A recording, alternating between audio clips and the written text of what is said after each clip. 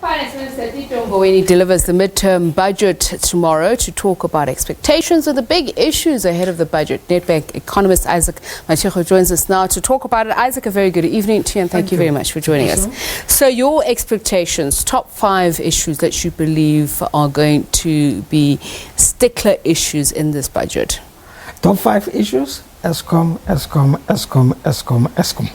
I could put it that way. But of course, there are other issues. And with Eskom, is it because of the high debt levels and having to... Absolutely.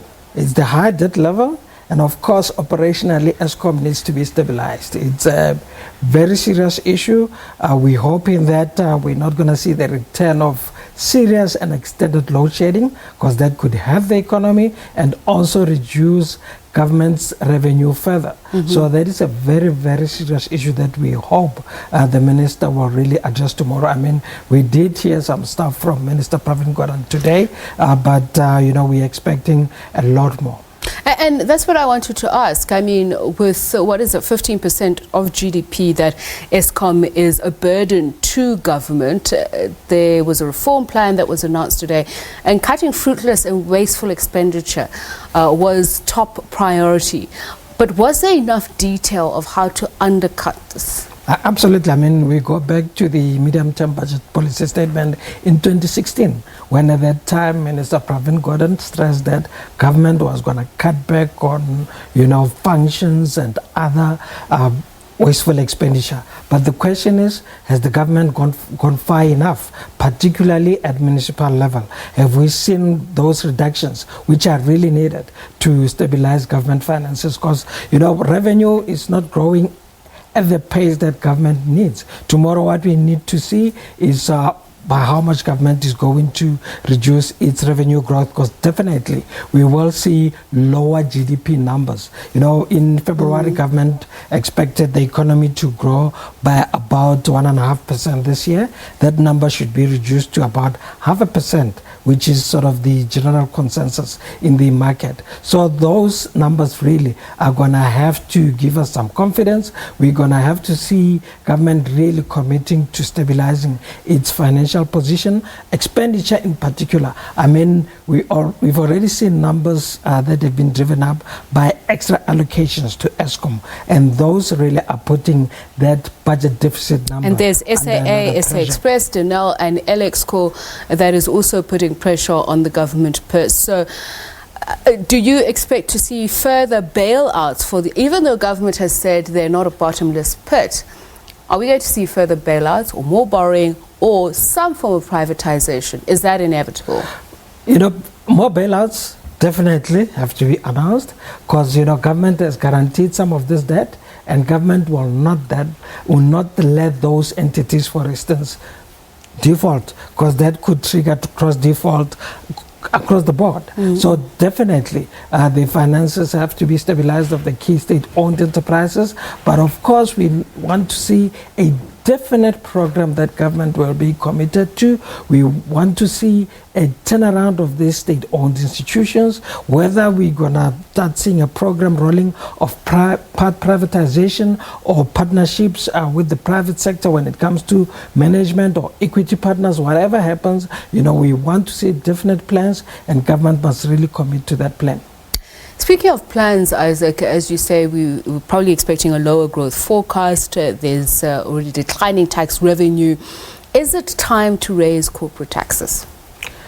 Well, going back to the budget review about 2 years ago, government made it quite clear that it has got no appetite for higher corporate tax rates. Because when you look at the contribution, for instance, of corporate taxes to overall government revenue, we are sort of close to the average when it comes to the OECD countries. So it will not be very advisable to raise either corporate taxes or raise personal taxes further. I mean, we've seen the unemployment figures come out today, the highest in 11 years.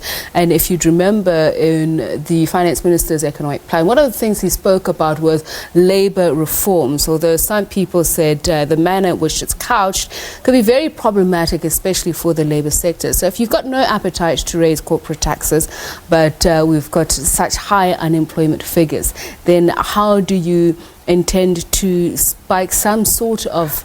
I believe in targeted reform measures. For instance, look at the small business sector. Let us get rid of those laws that sort of stifle growth in the small business sector. Why should a small business somewhere in the corner of Rustenburg be subjected to the same labor laws that sort of have to be complied with by a big corporate in Johannesburg? We need to create jobs in those outlying areas, and for us to achieve that, we're going to have to put incentives in place for people in those areas really to hire people. That will not happen without incentives. Otherwise, people will come to Joburg and establish businesses here because there will be no advantage. Let's talk about incentives and what government has promised in the past. The youth, for instance, so they more than 50% of those that are affected by the unemployment rate. And yet government has, for the longest of time, saying that it's going to give incentives to private sector to hire young people and to at least make concessions. We still have not seen the benefits of that. Government is still not giving us figures on that. Well, there's the youth employment scheme, and there's been some benefits, but we need to extend that. We need to keep going in that direction because that is the real challenge that we are facing. Youth unemployment, and what's disheartening is that, the long-term unemployment rate, or those who have been out of jobs for more than a year, account for 70% of the unemployed in South Africa. That is very worrying.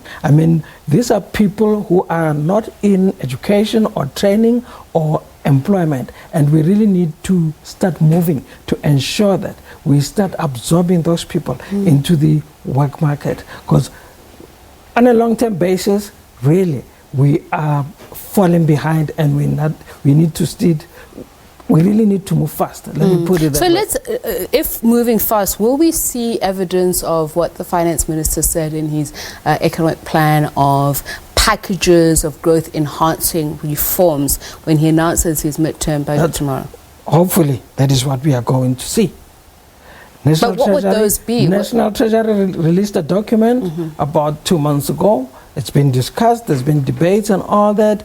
Focus on targeted measures, releasing broadband, targeting small businesses, making it easier for them to really do business in South Africa. Across the board, the low margin manufacturing sectors, the plastic sector, the textile sectors, we need to promote investment in those sectors and really get the value chain going. That is how we are going to create employment in South Africa. If we are just going to still sit back and debate issues and really not start moving, then we are really The energy sector was singled out, and I know there's also a great deal of debate on the reality of people actually being able to produce their own electricity. A pipe dream, many have said, then not feasible. Well, the IRP is saying that, we must start exploiting other sources of energy. And what government can do now, elements of the IRP, start putting them in place.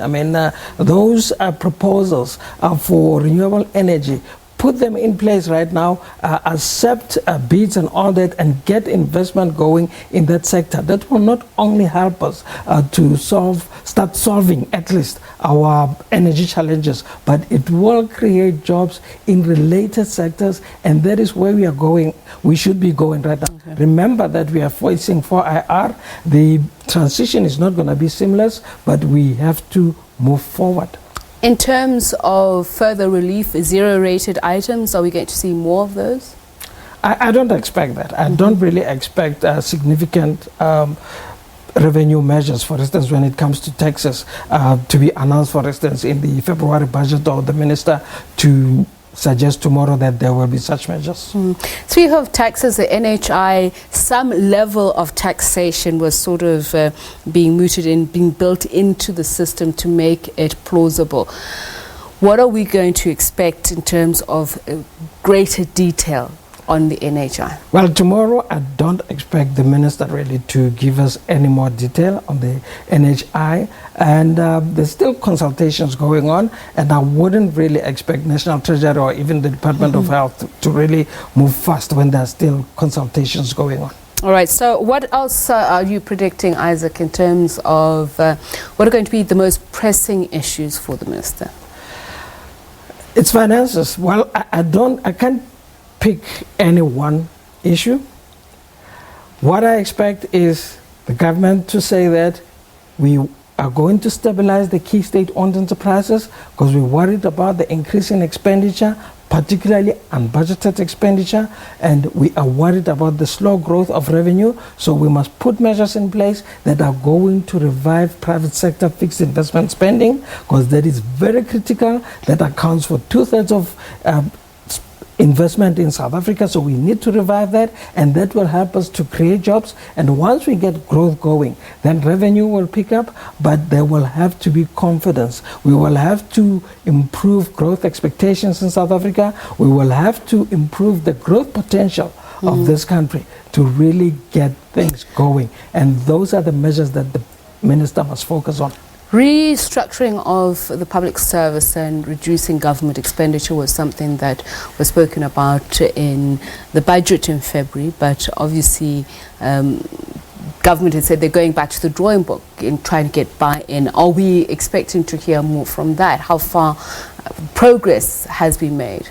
Well, in the February budget, we were given that 30,000 number over the next 3 years. I mean, most probably, government has to say, we need to increase that number because, we should not create employment for the sake of employment. That happened, for instance, 2009, 2010, when government adopted that counter-fiscal stance, when the economy was under a lot of pressure because of, unfavorable global conditions. And that was the right thing to do at that time.